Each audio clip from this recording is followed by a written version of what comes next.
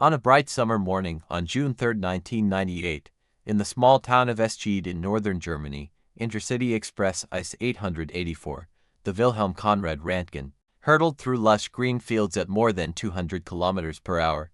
It was a symbol of modern technology, the pride of the German railway industry, a country renowned for its precision and safety. The passengers on board, from businessmen in suits to families eager for a summer vacation, had no idea that the trip would end in disaster. In a matter of seconds, a faulty wheel had reduced the train to scrap metal, claiming the lives of 101 people and leaving an indelible scar on the heart of Germany. The Eschede accident was more than a tale of technical failure. It was also a chilling warning about the fragility of human achievement when caution is abandoned. At the end of the 20th century, Germany was one of the world leaders in rail technology. The Intercity Express ICE system, launched in 1991, was considered the pinnacle of modern engineering. Fast, smooth, and reliable trains connecting major cities such as Hamburg, Munich, and Frankfurt at speeds of up to 180 miles per hour on some lines.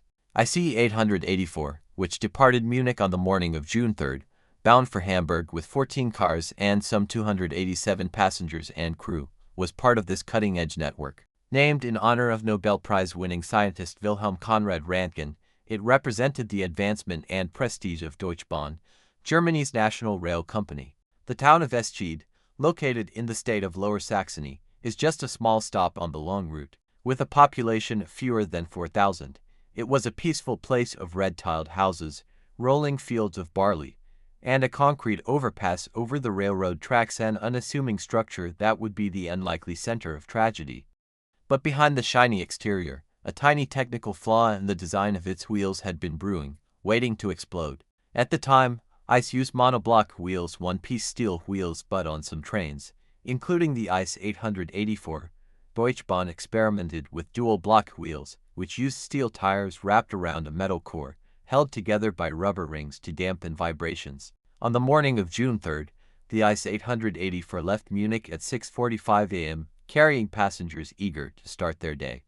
In the first-class carriages, businessmen tapped away at their laptops, while in the family carriages, children stared at the windows, watching the scenery pass by like a fast-moving film. The train sped smoothly through the Bavarian countryside, fresh air pouring in through the ventilation system.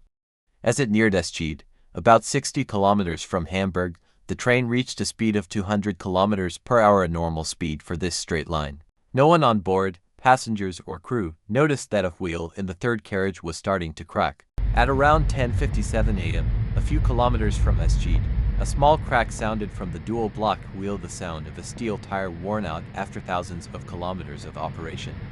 The rubber ring was not strong enough to hold the tire, and it came loose, getting stuck under the try. For a split second, the wheel lost its balance, shaking violently, but the train continued to move forward with enormous inertia. As the train passed a switch near Eschede, the damaged wheel hit the rail, derailing the third car. The sound of metal grinding against metal was deafening, but at high speed, no one had time to react. The third car derailed, dragging the cars behind it in a chain of terrifying dominoes. The train slammed into the concrete overpass with terrible force, just meters above the ground. The third car slammed into the bridge's pier, fracturing the 300-ton concrete structure. The bridge collapsed instantly, crashing down onto the tracks like a giant hammer, crushing the cars behind it. There was a deafening explosion, dust and debris flying everywhere, and the screams of passengers were drowned out by the sound of shattering metal. The first and second cars made it over the bridge before it collapsed, but the remaining 12 cars carrying most of the passengers were crushed under the rubble. The scene that followed was a living hell. The once shiny carriages were now twisted piles of metal, like crushed paper. Blood pooled on the tracks, mixing with diesel fuel leaking from the engine. Seats were torn apart, luggage was strewn everywhere, and faint moans could be heard from the wreckage. "I heard a bang like a bomb, then I saw smoke and dust," said one witness, a nearby farmer. "I ran over and saw nothing but death." Of the 287 people on board, 101 died instantly, including the driver and most of the passengers in the middle carriages. The survivors, some 88, were severely injured, many losing limbs or trapped in the pile of metal. The Eschede accident was the worst rail disaster in modern German history, shocking the country and the world. Its consequences went beyond the death toll and changed the way the railway industry viewed safety and responsibility. In the immediate aftermath of the accident, hundreds of rescue workers, police, and firefighters poured into Eschede. Ambulance sirens echoed across the fields, while helicopters hovered overhead, taking the critically injured to hospitals in Hanover and Hamburg. The chaos lasted for hours, as rescue teams used hydraulic cutters to free those trapped. The small town was plunged into mourning, with locals standing silently by the side of the road, in disbelief at the disaster that had unfolded before their eyes. Deutsche Bahn immediately suspended all dual-block ice trains, and the German government launched an urgent investigation. The ensuing investigation, which lasted more than a year, exposed fatal flaws. The main cause was identified as a design flaw in the dual-block wheels. Worn steel treads went undetected due to the lack of regular ultrasonic testing, a measure engineers had proposed but rejected because of the high cost. Deutsche Bahn admitted that it had not adequately monitored maintenance, while the wheel manufacturers, the Bochum company, were criticized for not clearly warning of the risks.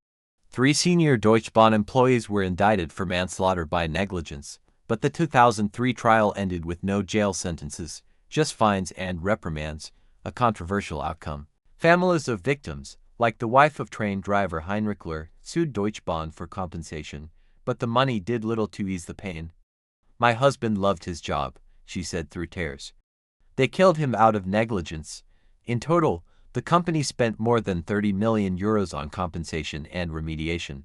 The disaster was not only a tragedy for Germany, but also a global lesson in technological safety. The ice remains a symbol of transportation, but at the cost of blood and tears at Eschede, it is a reminder that progress should never come before human life.